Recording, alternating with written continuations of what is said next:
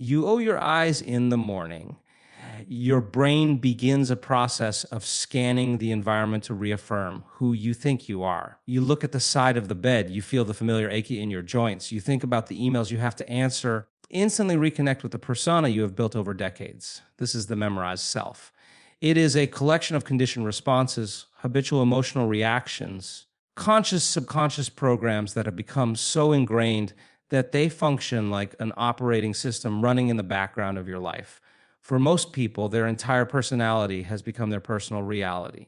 If you're waking up and thinking the same thoughts you thought yesterday, and the day before that, you are essentially signaling the same genes to produce the same proteins, which creates the same physical state in the body. Is why healing feels so difficult for so many. They are trying to create a new healthy reality while maintaining the same old personality that created the state of dis-ease in the first place. To truly break the habit of sickness, first understand that your body has become the mind. When you experience a stressful event or a period of prolonged illness, your body experiences a chemical surge. Over time, the body becomes addicted to those specific chemical signatures, whether the chemicals of frustration, fear, or pain. Eventually, the body begins to crave those chemicals just to feel normal. Even if those chemicals are toxic to your cells, the body prefers the familiarity of suffering over the uncertainty of change. Is the memorized self at work? It is a closed loop where the mind is influencing the body, and the body is then influencing the mind to think more thoughts that produce more of those same chemicals. To break this cycle, you must be willing to step into a state where you are no longer defined by your past experiences or your current physical symptoms. You must move into a state of pure consciousness. In this state of pure consciousness, you are nobody, no one, no thing, place, and in no time. This sounds abstract, but it is the fundamental requirement for biological transformation. As long as you focus on your identity as a patient or your identity as someone who is struggling, you are tethered to the very reality you are trying to escape. You are keeping the old neural pathways alive by giving them the fuel of your attention. Detaching from your name, your profession, your physical appearance, and your daily routines, you take all your creative energy away from the old self and make it available to build a new one. You are effectively clearing the whiteboard of your life. When you stop identifying with the limitations of the physical world, you enter the quantum field, a place where all possibilities exist as frequency and energy. This transition requires a radical level of awareness. You have to become so conscious of your unconscious thoughts that you would never let a single one of them slip past your guard unnoticed. You have to monitor your inner dialogue with the intensity of a hawk, recognizing when you are slipping back into the memorized version of yourself. When you catch a thought like, I can't do this, or I'll never get better, you must realize that is the old self trying to maintain control. By interrupting that thought, you are performing a neurological surgery on yourself. You are stopping the fire and the wire of the old neural network. The more you do this, the more those old connections begin to prune away. You are literally starving the old self of its energetic lifeblood. It is not a passive process. It is a violent act of internal revolution. You are declaring that you are no longer going to be a servant to your biology, but rather the master of it. You are deciding that the vision of your future is more real to you than the memories of your past. As the old self dies away, space is created for a new expression of life to emerge, one that is not defined by what has been, by what is possible when you finally step out of the shadow of your own history. The process of transformation requires you to step into the void between your old self and your new self, a psychological and biological space often referred to as the river of change. Most people spend their entire lives standing on the familiar shore of their past, looking across the water at a vision of health and vitality, but never actually making the leap. Reason for this hesitation is that the moment you decide to no longer think, act, or feel in the same ways you have for the last 10 or 20 years, you are going to feel immediate discomfort.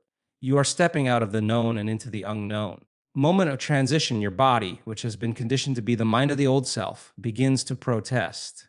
It has been used to a specific chemical cocktail of stress, worry, and physical limitation, begins to send signals to the brain to pull you back to the familiar. It tells you that it is too hard, that you will start tomorrow, or that this process isn't working. This is the body's way of trying to maintain its homeostasis. That homeostasis is a state of sickness. To cross this river, you must be willing to endure the death of the old personality and remain in the emptiness of the unknown until the new self begins to take root. When you begin to change, you are essentially breaking a long, standing contract with your biology. For years, you have practiced the habit of being a certain person, and your nervous system has adapted to that role. As you stop the old habits, there is a period of neurological and chemical reorganization that feels like a crisis. Your brain is trying to fire old circuits that are no longer being fed, and your body is going through a form of withdrawal from its own internal pharmacy of stress hormones. This is why so many people give up just as they are about to have a breakthrough. They mistake the discomfort of change for something being wrong, when in reality, that discomfort is the feeling of the old self dissolving. You have to stay in that gap, that space of uncertainty, without returning to the old chemical fix for your past problems. If you can sit in that fire and not react, you are training your body to follow your mind once again. You are reclaiming the throne of your own consciousness. The unknown is the only place where creation can happen. If you are in the known, you are in the past. To manifest a body that is healed and a life that is renewed, you must become comfortable in the darkness of not knowing. Requires a level of faith that is not based on what you see with your eyes, but on what you feel with your heart. As you navigate the river of change, your job is to keep your eyes on the far shore, the vision of your future self. Hold that vision so clearly that it becomes more real to you than the environment around you. When the body starts to complain, you must treat it like a pet that is being retrained. You tell the body that you are the master now. It is no longer the one in charge. Every time you catch yourself falling back into an old emotional pattern and you consciously pull yourself back to your new intention, you are making a quantum leap. You are building a bridge across the river, one neurological connection at a time. The more you stay in this space of possibility, the less the old self has a grip on you. Eventually, you reach a point where the new state of being becomes more familiar than the old one. Effort required to stay there begins to vanish. You find that you are no longer trying to heal, you have become the person who is already whole. This transition is not a single event, but a consistent choosing of the future over the past, a dedication to the void until the void begins to respond by reflecting a new reality back to you. You are moving from a state of survival, where you are always reacting to the world, into a state of creation, where the world begins to react to you. Is the true meaning of evolution, and it happens in the moments when you choose to stay in the unknown rather than retreating to the safety of the safeness you once knew. The human brain is arguably the most sophisticated instrument in the known universe, yet most of us use it only to record the history of our limitations rather than to script the reality of our potential. To understand the power of thought as the ultimate signal, you must first accept that your brain does not possess a mechanism to distinguish between an event that is actually happening in your external environment and an event is being vividly imagined in your internal world. When you sit in a state of quiet reflection and you begin to focus on a specific thought or potential future with enough intensity, your brain begins to fire in new sequences and patterns. In that moment of total immersion, brain perceives the thought as a current reality, and it begins to upgrade its hardware to reflect that new experience. This means that you are not just thinking, you are literally remapping your neuro architecture. Continue dwell on the same elevated thoughts of health and vitality. The repetition begins to reinforce these new pathways until they become the dominant neurological habit of your existence. You are effectively installing the software for a new way of being before the physical evidence of that state has even appeared in your three-dimensional world. The implications of this are profound because it suggests that we are never truly stuck in any biological condition. Most people are waiting for their physical symptoms to disappear before they feel happy, or for their diagnosis to change before they feel whole. If you wait for the physical world to change before you change your internal state, you are living in the old Newtonian model of cause and effect. To truly heal, you must move in the quantum model of causing and effect. This requires you to signal the body with a new thought. Let instruction while your eyes are still closed to the old reality. When you hold a clear intention of wholeness and combine it with the emotional conviction that the healing has already occurred, you are sending a coherent sig to your DNA. Genes are not static blueprints that dictate your fate. They are like light switches that respond to the chemical environment they are bathed in. By changing your internal thought patterns, you change the chemistry that surrounds your cells. You are signaling the gene to down, regulate the expression of disease, and upregulate the expression of health. You are literally instructing your cells to function in a way that aligns with your new mental image. Process of thought Lead recovery is a form of mental rehearsal that athletes and musicians have used for decades to achieve peak performance, yet we often forget to apply to our own survival and well being. When you mentally rehearse a state of being, the brain makes no distinction between the rehearsal and the performance. Over time, the neurological changes become so permanent that the brain looks like the experience has already happened. At this stage, your body begins to respond to the mind's new command. You are no longer trying to heal, you are simply allowing the body to follow the new map you have drawn. This is why the quality of your thoughts is the most important factor in your biological longevity. If you spend your day ruminating on what is wrong, you are signaling your body to stay in a state of emergency.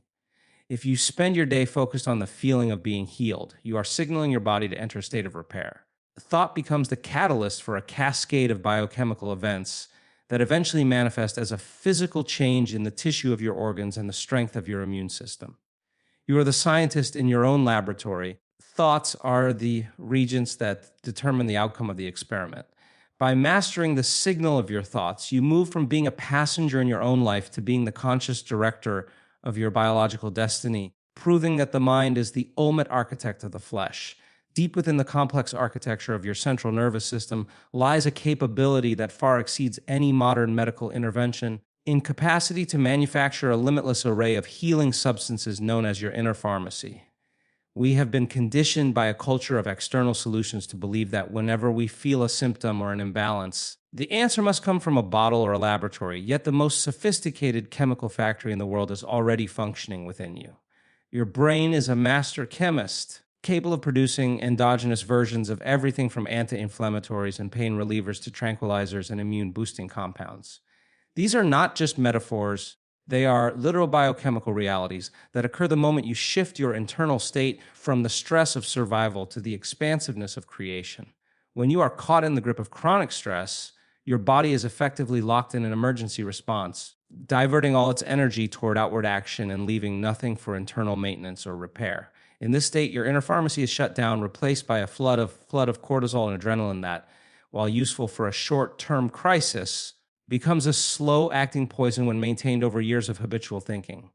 To activate the healing potential of your own biology, you must understand that the key to the pharmacy is your emotional state. Emotion you feel produces a specific chemical signature that is released into your bloodstream and communicated to every cell in your body. If you are living in a state of resentment, frustration, or fear, you are essentially bathing your cells in a toxic soup that inhibits growth and repair. However, the moment you consciously elevate your emotional state, reaching for feelings of gratitude, appreciation, or unconditional love, change the orders being sent to your internal chemist. Gratitude, in particular, is one of the most powerful signals you can send because it signifies to the body that the event you are thankful for has already happened. In the state of gratitude, from a wanting or needing state into a receiving state, this shift triggers the autonomic nervous system to move from the sympathetic branch, which governs the fight or flight response, into the parasympathetic branch, which governs rest, digestion, repair. This is the moment the inner pharmacy opens its doors. As the parasympathetic nervous system takes the lead, the brain begins to release a cascade of restorative chemicals. It produces neuropeptides that strengthen the immune system, secretes dopamine that enhances mood and focus, and releases oxytocin, which heals the lining of the heart and blood vessels. You are effectively self-administering the most potent medicine available. Best part is that these substances have no side effects because they are perfectly matched to your body's own receptors. This is not something that happens by chance. It is a skill that you must practice with the same dedication as any other craft. Learn to generate these elevated emotions at will, regardless of what is happening in your external environment. If you wait for your life to improve before you feel gratitude, you are back in the old model of being a victim to your circumstances. If you can master the art of feeling the joy of your healing before it has manifested, you become the cause of your own recovery. You begin to realize that you are not a fragile entity dependent on the next medical breakthrough, a powerful sovereign being with the tools to rewrite your own biological chemistry. By consistently tapping into this inner resource, you prove that the most profound pharmacy is not found on a shelf, but within the very fabric of your consciousness, waiting for you to claim the authority to use it. This mastery over your internal environment allows you to maintain a state of wholeness even in a world of chaos, ensuring that your body is always operating in a state of growth rather than a state of protection. vast and silent landscape of the quantum field, there exists a fundamental truth that contradicts almost everything we have been taught about the physical world. Reality is not made of matter, but of energy and information. We look at the universe through the lens of classical physics. We see a world of separate objects and predictable outcomes. But when we dive into the subatomic level, we discover that atoms are actually 99.999% empty space. That space is not actually empty. It is a field of infinite frequency and potential. This means that every version of you, the sick you, the healthy you, the tired you, and the vibrant you, already exists as a specific energetic signature in that field. Change your physical body, you must first learn how to change your energetic signature to match the reality you wish to experience. You cannot experience a new physical result while maintaining the same old frequency of lack, suffering, or disease. You must be kind of a vibrational match for the health you are seeking, which means you have to feel the energy of that future before it actually manifests in your physical senses. This is the quantum signature of health, requires a total departure from the way we normally perceive time and space. Most people spend their lives as matter trying to change matter. They try to force their bodies to heal, or they try to change their external lives through sheer will and struggle. In the quantum model, you don't go anywhere to get anything. Instead, you collapse the wave of possibility by becoming the thing you want. Every thought carries a frequency, and every emotion carries an energy. When you combine a clear, focused intention of wholeness with an elevated emotional state, you are broadcasting a new signal into the quantum field. The field does not respond to what you want. It responds to who you are being. You are being a person who is grateful for their recovery, even while the physical symptoms are still present. You are signaling the field that the event has already occurred. In that moment of alignment, you are no longer a victim of your environment. You are an observer affecting the particle. You are literally pulling that potential future out of the infinite field and into your present day experience. This is the bridge between the invisible world of energy and the visible world of physical tissue. Tuning into this frequency requires you to move beyond your analytical mind, which is always trying to categorize and judge based on past data. The analytical mind will tell you that it is impossible to be healthy because the doctor said so. The symptoms feel real, but the quantum field doesn't care about what the doctor said. It only cares about the signal you are emitting right now. To master this, you must learn to sustain a state of coherence between your heart and your brain. When the heart and brain are in sync, you create a powerful electromagnetic field that stretches out from your body and interacts with the fabric of reality itself. This is your quantum signature. If that signature is one of wholeness, the universe has no choice but to reflect that wholeness back to you in the form of biological change. It is a law of physics, not a matter of luck or hope. You are essentially a radio station broadcasting a message to the cosmos. You want a different music in your life, you have to change the frequency of the broadcast. By consistently practicing this alignment, you begin to see coincidences and miracles show up in your life, but they aren't miracles at all, are the natural result of you finally matching your energy to the potential of your highest self. You begin to understand that your body is simply the end product of your consciousness. And as you change the consciousness, the body must follow. Is the ultimate empowerment, knowing that the field is the sole governing agency of the particle, and you are the one who holds the dial to truly understand the mechanics of transformation. One must recognize that living in a state of chronic stress is the equivalent of living in a state of permanent survival. In this mode, the body is constantly preparing for a threat that never actually arrives, or rather, a threat that exists only in the mind's projection of the future or its memory of the past. When you are in survival, the entire focus of your consciousness is directed toward the external environment, the physical body, and the passage of time. You become obsessed with your problems, your pain, and your limitations. This state of high alert triggers the sympathetic nervous system to dump a massive amount of energy into the extremities for fight or flight, which means there is no energy in the body's internal environment for growth, repair, or long-term healing. You are essentially stealing from your own future to survive a perceived present danger. Breaking the bond with stress is therefore not just a psychological necessity. It is a biological imperative if you wish to reclaim your health. You must learn to lower the volume of the analytical mind and move out of the state of emergency so that the body can finally return to a state of equilibrium and regeneration. The analytical mind is the part of you that is constantly judging, comparing, rationalizing based on the past. While it serves a purpose in navigating the physical world, it becomes a barrier to healing when it is hyperactivated by stress. When the brain is in high beta frequency, the signature of stress, fragmented and incoherent. It is like a symphony where every musician is playing a different song at a different tempo. This incoherence is then projected down into the heart and the rest of the body, leading to a breakdown in communication between your systems. To break this bond, you must learn to slow your brain waves down and move into a state of coherence. This is where the heart takes the lead. The heart is the center of your creative power. When it is activated by elevated emotions like compassion or peace, it begins to beat in a rhythmic, orderly fashion. This coherent signal travels back up to the brain, the nervous system that the danger has passed, and it is safe to begin the work of restoration.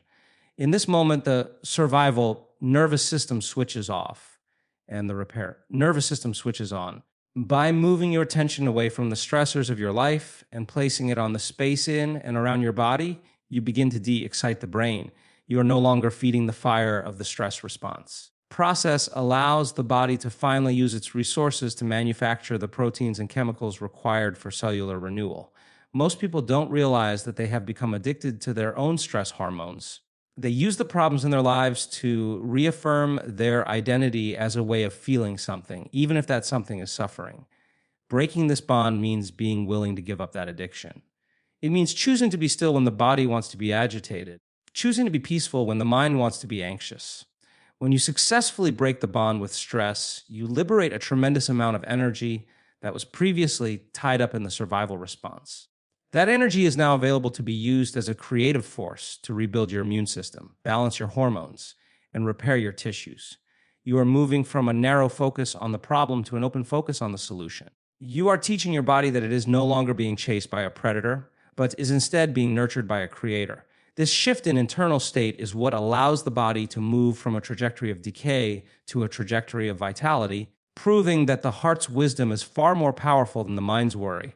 The culmination of this journey is the understanding that information alone is not enough. True transformation occurs only when you bridge the gap between thinking, doing, and being. You can read every book on neuroplasticity, attend every seminar on the mind-body connection, and understand the intellectual framework of how thoughts change your biology, but if you do not embody that truth, it remains a philosophical concept rather than a living reality.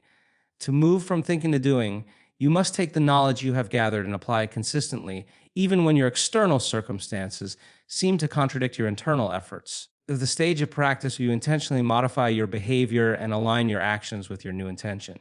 You start by acting as if your prayers have already been answered and walking as if your body is already vibrant and whole. When you do this, you are no longer just a student of life, you are a practitioner of your own evolution. You are teaching your body what your mind has intellectually understood, and in that process, you begin to experience a new level of feedback from your biology. Transition from doing to being is the most profound stage of all. Being means that the new state of consciousness has become so familiar that it is now your natural state. You no longer have to try to be healthy or try to be happy or try to be grateful. You simply are those things. At this point, the habit of sickness has been replaced by the habit of wholeness. The neural pathways associated with your old identity have withered away from lack of use. New pathways have become so reinforced that they fire automatically. You have successfully moved the information from your conscious mind into your subconscious system. You have become the person who wakes up and immediately feels the energy of a future that has already arrived. This is why the practice of feeling gratitude in the present moment is so vital. If you can sit in your chair and generate the emotional signature of your healing with such intensity that your body believes it is happening right now, you are effectively pre-conditioning your body for a new reality, are creating the chemical environment of health before the physical evidence manifests. When the body and mind are unified in this single state of being, the physical world has no choice but to organize itself to match your internal frequency. Level of mastery requires a relentless commitment to the vision of your future self. It means that when you get up from your meditation or your quiet reflection, you do not leave that elevated state behind. You carry that energy into your day, your interactions, and into the way you view the world. If you return to your old reactions and your old ways of perceiving the world the moment you open your eyes, you are essentially undoing the work you just performed. 4-hour day process. It is about maintaining that level of awareness so that you never slip back into the unconscious programs of the past. When you truly reach the state of being, you notice that your life begins to change in ways you never could have predicted. Opportunities, healings, and synchronicities begin to find you because you are finally emitting a signal that allows them to enter your experience. You are no longer casing your life. Your life is responding to you. You have proven to yourself that you are the creator of your reality and that the power to change your world was never outside of you. It was always waiting for you to stop thinking about change, stop doing the work of change, finally become the change itself. This is the ultimate expression of human potential, where the individual and the infinite become one, and the body reflects the divine order of a mind that has finally returned to its true home. When you reach the state of absolute alignment, you realize that the journey was never about fighting against a sickness, but about outgrowing the person who is susceptible to it. You have successfully navigated the terrain from the old, memorized self to the birth of a new conscious identity. By mastering your thoughts, activating your inner pharmacy, and tuning your energy to the quantum field of all possibilities, you have demonstrated that your biology is not your destiny. You have moved beyond the limitations of the three-dimensional world and accessed the power of the infinite. The transition is now complete. You are no longer waiting for a miracle because you have become the miracle. You are no longer searching for the light. You are the source of it. Every cell in your body is now vibrating with the frequency of your new command, operating under a new set of instructions that prioritize growth, repair, and vitality. As you move forward into your life, so with the profound certainty that the strength of your mind is the ultimate authority over the flesh. You have broken the habit of sickness and claimed the inheritance of your own divine health. The world you see before you will now begin to mirror the wholeness you feel within as you continue to walk as a living testament to the truth that the mind, when fully awakened, is the greatest healer of all.